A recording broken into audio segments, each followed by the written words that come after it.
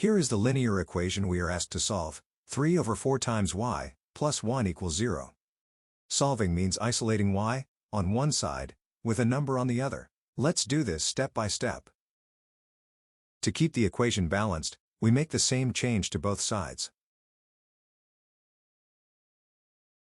The plus 1 keeps 3 over 4 times y from standing alone. Subtract 1 from both sides to remove it. That gives 3 over 4 times y equals negative 1. 3 over 4 is multiplying y. Its reciprocal is 4 over 3. Multiply both sides by 4 over 3, so the coefficient becomes 1.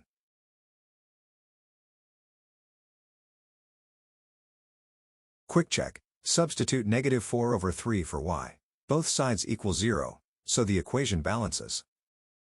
So, y equals negative 4 over 3.